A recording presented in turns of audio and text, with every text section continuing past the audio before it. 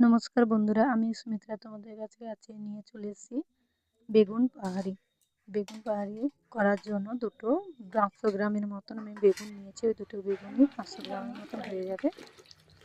এবারে বেগুনগুলো ডুমু ডুমু করে কেটে নিয়েছি, কিছু কিছু বীজ ছাড়িয়ে দিয়েছি। ছাড়িয়ে দেওয়ার পরে ভালো করে ধুয়ে নিয়েছি। ধোয়ার পরে এবারে দিয়ে দেবো পরিমাণ মতন নুন, পরিমাণ মতন 1.5 চামচ মতন আমি হলুদ দিয়েছি, চিনি 2 চামচ দিয়ে একসঙ্গে মাখিয়ে নেব। মাখিয়ে নেওয়ার পরে অন্তত পক্ষে আধ ঘন্টা রেস্টে রেখে দেব। এবারে কড়াই গ্যাসে বসিয়ে দিয়েছি। কড়াই গ্যাসে বসিয়ে দেওয়ার পরে কড়াইতে 2 চামচ মতন তেল দিয়েছি। দেওয়ার পরে বেগুনগুলো দিয়ে ভালো করে ভেজে নেব। সবগুলো বেগুন দিয়ে দিয়েছি। এইভাবে নিত্য নতুন রেসিপি পাওয়ার জন্য সাবস্ক্রাইব করে রাখবে।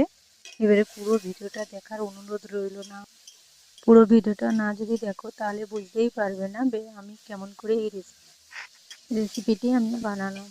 এবারে ভালো করে নাড়াচাড়া করে নেব। নাড়াচাড়া করার পরে কিছুক্ষণ ঢাকনা লাগিয়ে রেখে দেবো।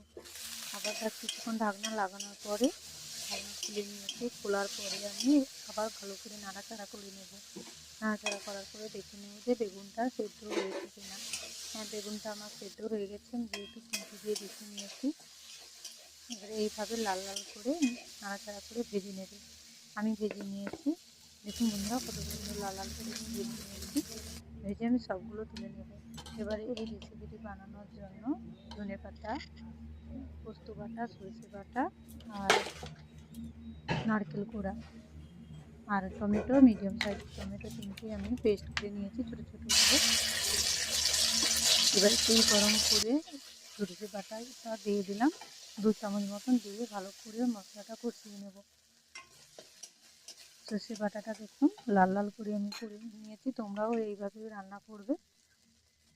এবারে সরষেটা লাল লাল হয়ে যাওয়ার পরে তারপরে নারকেল কোড়ানোগুলো দিয়ে দিলাম। নারকেল কোড়া দেওয়ার পরে এবারে যতক্ষণ না বাদামি রং না ধরা পর্যন্ত ভাজতে থাকবো। দেখুন বন্ধুরা, বাদামি কালার নারকেলটা এসে গেছে, তাই টমেটো পেস্টগুলো আমি দিয়ে দিলাম। দিয়ে ভালো করে নাড়াচাড়া করে নিলাম। নাড়াচাড়া করার পরে পোস্ত বাটাগুলো দিয়ে দেবো। 2 চামচ মতন আমি পোস্ত বেটেছি। পোস্ত বাটা আর সেই জল একটু দিয়ে দেবো। অল্প পরিমাণ জল দিয়ে দিলাম। হাত বাটিরও কম আমি জল দিয়েছি। দিয়ে ভালো করে মশলাটা কষিয়ে নেব। মশলাটা কষানো হয়ে গেলে কম আঁচেই কিন্তু মশলাটা কষিয়ে নেবে। বেগুন আগে থেকে যে ভেজে রেখেছিলাম সেগুলো দিয়ে দিলাম। দিয়ে ভালো করে কষিয়ে নেব। বন্ধুরা, একবার বাড়িতে বানিয়ে খাবেন এইভাবে। খেয়ে বলবেন কেমন হয়েছে, কমেন্ট করে জানাতে কিন্তু ভুলবেন না। একটা লাইক শেয়ার করে দেবে। পুরো ভিডিওটা কিন্তু প্রথম থেকে শেষ অবধি দেখবে, না হলে কিন্তু বুঝতেই পারবে না কেমন হয়েছে, এই রেসিপিটা কীভাবে বানানো হলো।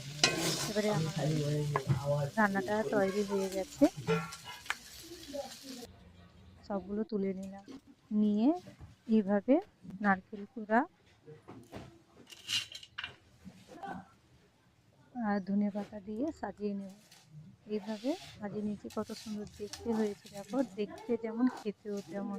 না একবার বাড়িতে বানিয়ে খেলে বুঝতেই পারবে না কেমন হয়েছে। সবগুলো কিন্তু একসঙ্গে মাখিয়ে পরিবেশন করবে। টাটা বন্ধুরা।